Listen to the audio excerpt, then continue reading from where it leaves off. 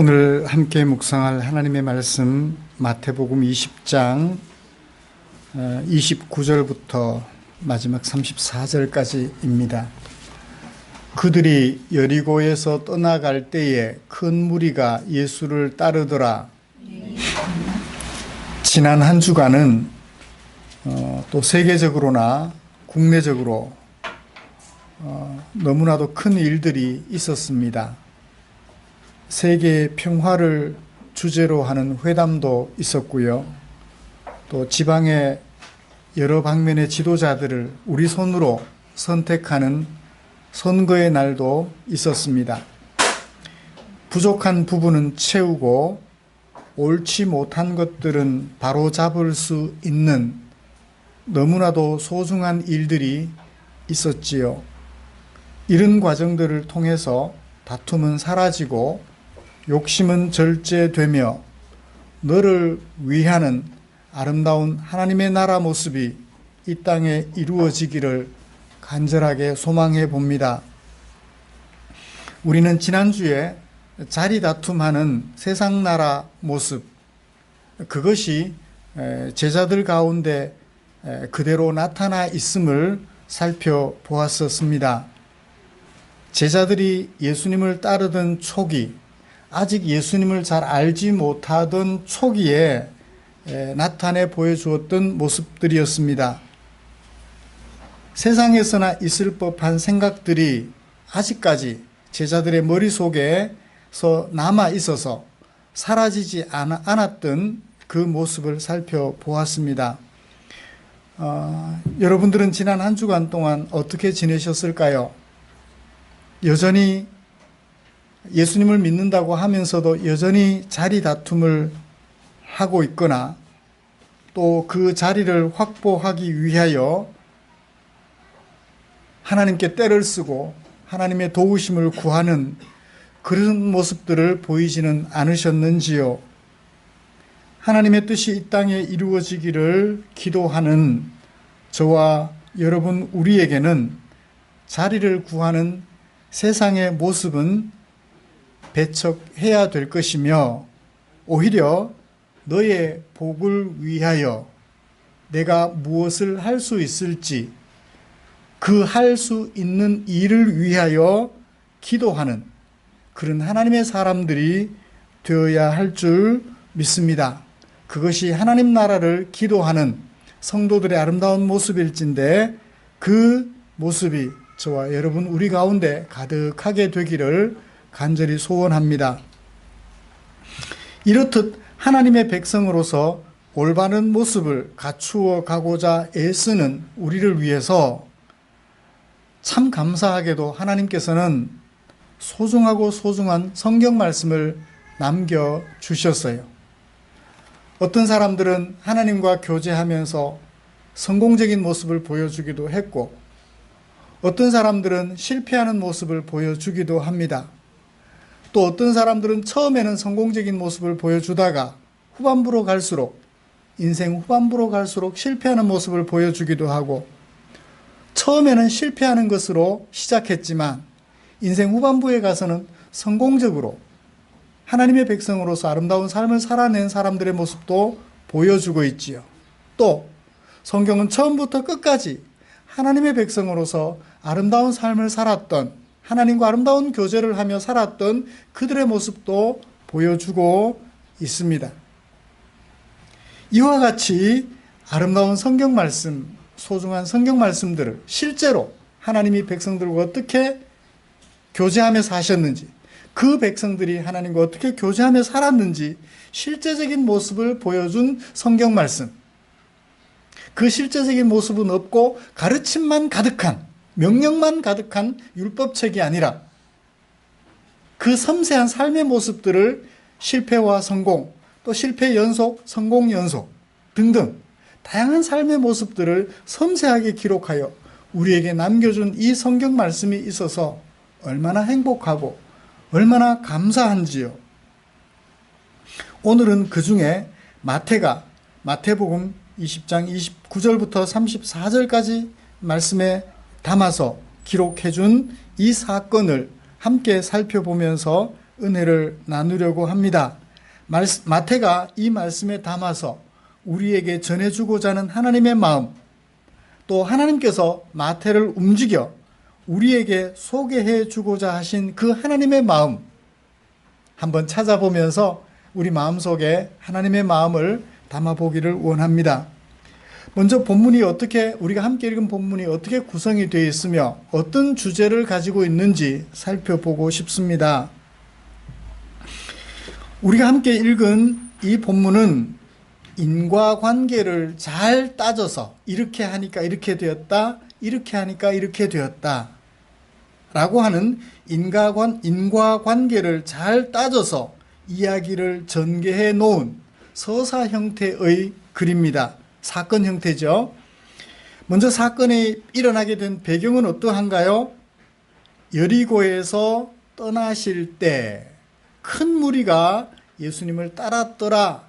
여리고를 떠나실 때 그 여리고를 떠나시기 전의 모습은 어땠나요? 자리 다툼하고, 그런 자리 다툼하는 사람들에게 예수님이 뭘 말씀해 주셨나요? 나를 봐라. 인자는 섬김을 받으려 온 것이 아니라 섬기러 왔다. 자리 다툼하는 사람들은 섬김 받겠다는 얘기죠. 근데 예수님은 나는 섬김 받으러 온 것이 아니라 섬기러 왔다. 남편으로부터 아내 대접 받으려고 결혼한 것이 아니라 남편인 당신을 섬기려고 아내가 되었다. 거꾸로 아내에게 남편 대접 받으려고 장가간 것이 아니라 아내인 당신을 섬기려고 장가 갔다. 말은 쉬운데 실제로 그렇게 하기는 너무나도 어려운 이야기들이죠. 예수님께서 그런 모습을 보여주셨어요. 그리고 그 자리를 떠나실 때 큰 무리가 예수님을 따랐어요. 그런 예수님의 가르침을 듣고 사람들이 따랐다면 예수님의 생각을 자신들의 생각으로 조금은 담아내야 될 것 같아요. 그런데 여전히 그들은 예수님의 생각보다는 예수님을 통해서 얻을 빵, 예수님을 통해서 얻을 자리, 그걸 생각하면서 예수님을 따르고 있는, 그게 배경이에요. 이런 배경에서 누가 사건을 전개하나요? 눈을 감고 살아가야만 했던 두 사람의 맹인이 사건을 전개합니다. 누구를 향하여? 예수님을 향하여. 사건을 전개하는데 이 두 맹인들이 사건을 전개해가는 과정에 도우미가 등장하면 좋겠는데 회방꾼들이 등장해요. 사건은 위기로 치닫습니다. 이 두 맹인이 예수님과 사건을 전개해 가려고 할 때 회방꾼들이 등장해서 사건은 위기로 달려가게 됩니다. 뭐라고 말을 해요? 꾸짖었어요. 두 맹인을 향하여. 그리고 뭐라고 말했나요? 잠잠하라고 말을 했어요. 기죽어서 그냥 입 다물었으면 이 사건은 사건이 될 수가 없었을 것입니다. 그런데 두 맹인이 오히려 더 큰 소리로 소리칩니다. 다윗의 자손이여, 다윗의 자손이여, 우리를 불쌍히 여기소서라고 소리 지릅니다. 사건은 절정에 이릅니다. 무리는 꾸짖었지만 예수님이 그 두 맹인을 향하여 몸을 돌리시고 시선을 집중해 주셨습니다. 무엇을 하여 주기를 너희들은 원하느냐? 라고 질문을 하시며 사건은 절정에 이르게 되었죠. 사건은 드디어 종결에 이르게 됩니다. 예수님께서 그 두 사람의 눈을 만져주시고, 그들이 그냥 다윗의 주로 머릿속에서만 알고 있었는데 실제로 다윗의 주로 오신 예수님의 얼굴을 보게 되고, 그리고 예수님을 따르게 되는 것으로 사건은 종결이 되었죠. 이런 말씀을 가지고 마태가 이 말씀, 이 서사를 왜 하필 여기다가 기록해 두었을까? 그냥 예수님이 공생애를 시작하시면서부터 십자가를 지시고 운명하시는 마지막 순간까지 시간 순서대로 기록하다 보니까 거기에 들어간 것일까? 아니면 어떤 목적을 가지고 여기에 삽입해 두었을까 하는 것을 좀 살펴보면서 은혜를 나누려고 해요. 그리고 이어서 이 사건에서 전달해 주고자 하는 주제, 예수님은 누구다? 다윗의 자손이다. 누구는 아는데 눈을 감고 있어서 보지 못하는 맹인들은 아는데 눈을 뜨고 있는 정작 큰 무리들은 전혀 알지 못했던 예수는 다윗의 자손이라는 이 사실을 같이 살펴보면서 오늘 설교를 마무리할까 합니다.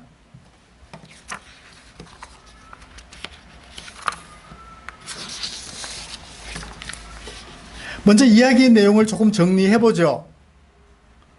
큰 무리가 예수님을 따르는 과정에서 예루살렘으로 올라가는 과정이에요. 예루살렘으로 마지막 이제 십자가를 지시기 위해서 예루살렘으로 올라가는 과정에 큰 무리가 따릅니다. 이제 십자가에 못 박혀 운명하실 날이 머지 않았으니 예수님 살아 계실 동안에 사람들이 어떻게 해요? 예수님이 누구신지 그 정체를 잘 알았으면 좋겠는데 시간은 디데이를 정해놓고 째깍째깍 하고 있는데 사람들은 여전히 예수님이 누군지 몰라요. 그런 상황에서 두 맹인이 예수님을 찾아오게 됩니다. 다윗의 자손이여 우리를 불쌍히 여기소서. 불쌍히 여기소서라는 얘기는 무슨 뜻이죠? 눈을 떠서 보게 해 주십시오 라는 얘기죠.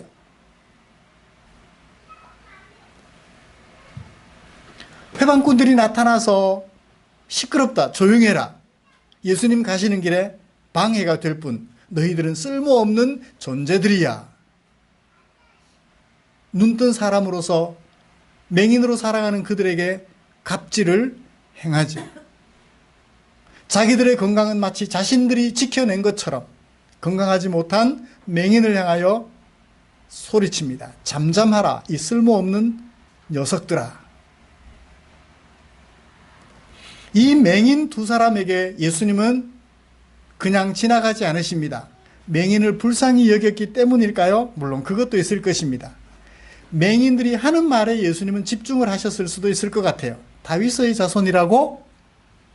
나를 따르는 큰 무리는 모르는데 너희들은 알고 있었어? 라고 하시는 것 같은 느낌이 들어요. 몸을 돌이켜 꾸짖는 큰 무리들을 잠재우시고 맹인들에게 말합니다. 내가 너희들에게 무엇을 해주랴? 그들이 말합니다. 눈을 떠서 보기를 원합니다. 눈을 뜨게 해 주십시오. 예수님은 그런 맹인들의 소원을 들으시고 그들을 불쌍히 여기셔서 그들의 눈을 만져주셨습니다. 즉시 보게 되었고 그들이 예수님을 따르게 되었지요. 이 맹인 두 사람의 모습을 우리 가만히 한번 생각해 봅시다. 맹인이란 어떤 사람들이죠? 시력 제로예요. 사물의 형체를 볼 수 없는 사람들, 색깔도 구분하지 못하고 빛도 보지 못하는 사람들, 그들을 가리켜 우리는 맹인이라고 이름 지어 부르고 있습니다. 아무것도 보지 못하는 사람, 그를 맹인이라고 하지요. 보지 못하니까 알 수 있을까요? 모를까요? 모르죠. 만져보기는 했지만 눈으로 보지 못하면 코끼리는 어떤 것 같아요? 어떤 것 같아요? 큰 기둥 같더라고. 뭐가 꾸불꾸불한데 막 움직여. 코끼리는 어때요? 얄팍한 판자 같아. 귀. 내가 만져본 부분, 내가 경험한 부분만 알지 경험하지 못한 것은 알지를 못해요. 왜? 보지 못했기 때문에.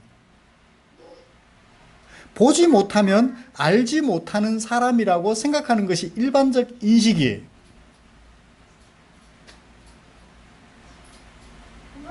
그런데 이 맹인은 보지는 못했지만 누구는 알고 있었어요? 다윗의 자손은 알고 있었어요. 그가 손가락이 5개인지 6개인지 장애가 있는지 없는지는 보지 못했지만 그가 누구인지는 알고 있었어요. 다윗의 자손이라는 사실은 알고 있었어요. 그가 머리가 금발인지 흑발인지 백발인지 보지는 못했지만 그가 누군지는 알고 있었어요. 다윗의 자손인 것은 알고 있었습니다. 그들은 보지 못했지만 알고 있었던 것이 있었어요. 그러므로 그 예수님을 만날 만한 기회가 왔을 때 보지는 못했지만 알고 있었기 때문에 그 알고 있는 예수님을 향하여 달려갔고 그 예수님에게 요구를 할 수 있었던 거예요. 당신은 다윗의 자손이지 않습니까? 다윗의 자손으로서 나의 문제를 해결해 줄 수 있는 분이지 않습니까?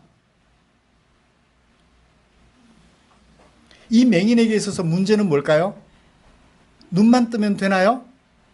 만약에 눈 뜨는 것이 문제였다면 눈 떠서 보게 되었을 때 그 다음 결과는 어때요? 눈에 보이는 대로 달려가야죠. 어디로요? 세상으로. 그런데 누구를 따라가요? 그를 따르니라. 예수님을 따라가요. 눈을 뜨기 전이나 눈을 뜬 후나 누구를 따라가고 있어요? 다윗의 자손 예수를 따르고 있는 것입니다. 그러므로 그가 눈을 떠서 보고 싶어 했던 것은 세상 살아가는 이치를 보려고 했던 것이 아니라 자기 눈을 뜨게 해준 다윗의 자손, 그 예수를 따라 생각하고 살아가기를 원했던 것입니다. 그러므로 그 예수를 만날 기회가 찾아왔을 때 예수님에게 달려갔고 눈을 떠서 보기를 원했으며 그리고 예수를, 그 다윗의 자손 예수를 따라가고자 했던 것입니다. 여러분, 이 사건을 마태가 왜 여기다 기록해 두었을까요? 여기 어디에 볼까요? 20장 24절. 20절은 세베대의 두 아들들의 어머니가 무엇을 구하는데? 자리를 구하는데 그 얘기를 듣고 놀란 제자들이 25절. 제자들이 뭘 말해요? 24절. 그 형제에 대하여 분이 여기는 제자들. 그 제자들을 향하여, 자리 다툼하는 제자들을 향하여 너희들은 어떤 사람들이 되어야 한다? 인자를 따르는 너희는 27절. 으뜸이 되고자 하는 자는 종이 되어야 하는 거야. 종이 되어야 하는 거야. 머슴이 되어야 하는 거야.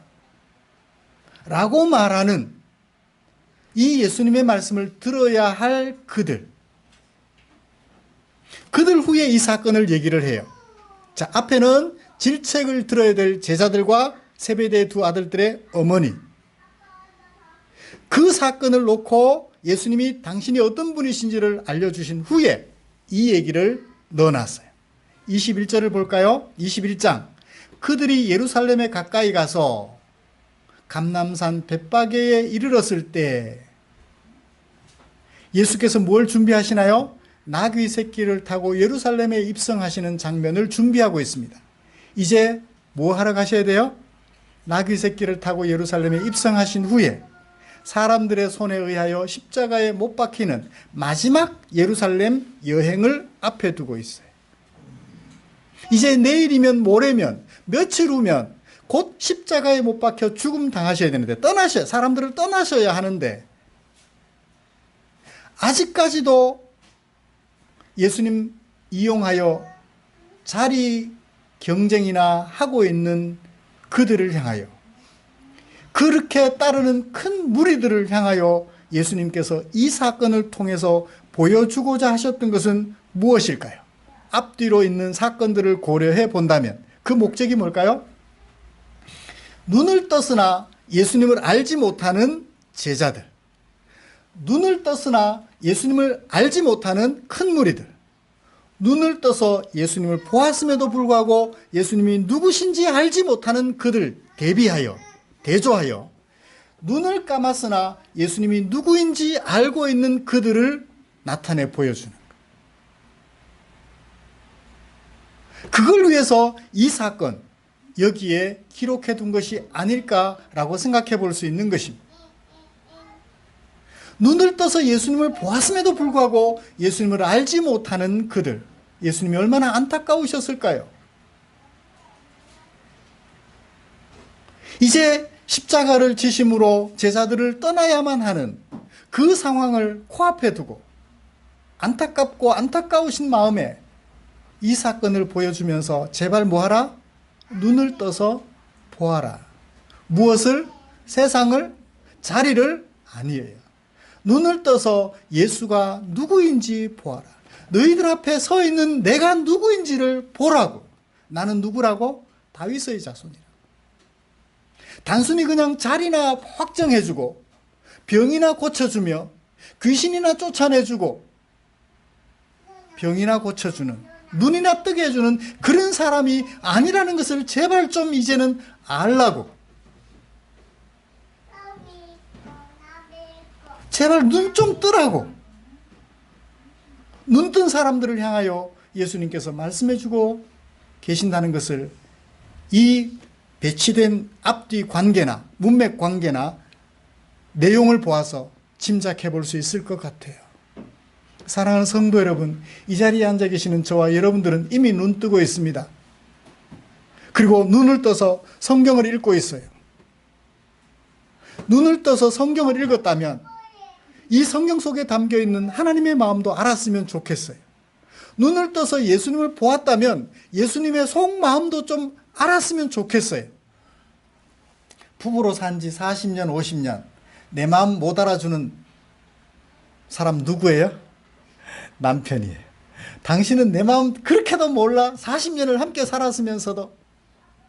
당신은 내 마음 그렇게 몰라? 40년을 함께 살았으면서도. 50년을 함께 살았으면서 내 마음을 그렇게 모르느냐고.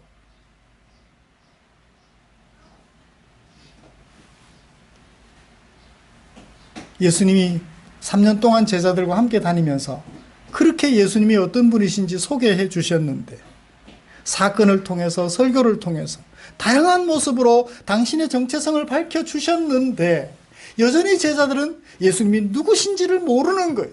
눈뜬 맹인들이. 맹인이라고 말을 하면, 혹시 또 소경이라고 말을 하면 당사자들은 용어 하나를 가지고 많이 신경 쓰시던데 제가 나쁜 마음은 없음을 잘 좀 이해를 해 주시면 좋겠습니다. 소경으로 계시는, 맹인으로 계시는 그런 분들을 제가 무시하는 것이 아니고, 이 사건에 드러난 사람을 소개하다 보니까 그분들이 싫어하는 용어가 있다면, 그래서 제가 그걸 사용했다면 용서를 구합니다. 그래요. 제발 눈뜬 사람이라면 그 마음도 알아보는 눈뜬 사람들이 되라고, 예수님이 누구신지를 아는 사람들이 되라고 이 사건을 배치해 두셨음을 알게 됩니다.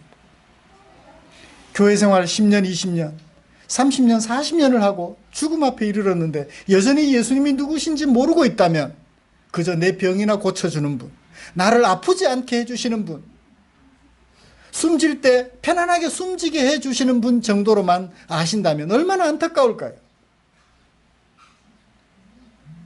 제발 눈을 떠서 보고 있으니, 그렇게 오랫동안 성경 말씀을 읽고 살펴봤다면 예수님의 마음도 알아채는 저와 여러분들 되시기를 간절히 소원합니다. 그러면 눈뜬 제자들이나 큰 무리는 알지 못했지만 그 두 맹인은 알고 있었던 예수님은 도대체 어떤 분이었을까요? 그 맹인이 예수님을 부르면서 뭐라고 호칭을 했나요? 주 다윗의 자손이라고 말하고 있습니다. 다윗의 자손이라고요. 다윗의 자손. 다윗의 자손이라는 말이 가지고 있는 뜻은 두 가지입니다. 다윗의 자손이요. 실제로 다윗의 자손이니까 후손이겠죠?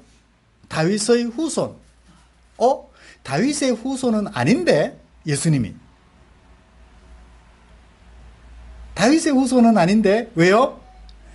비록 그 동정녀 마리아에게서 태어났지만 진짜 동정녀였기 때문에 다윗의 혈통을 이으려면 그 마리아가 약혼한, 정혼한 요셉과 부부관계를 통해서 태어나야만 다윗의 혈통, 다윗의 자손이에요.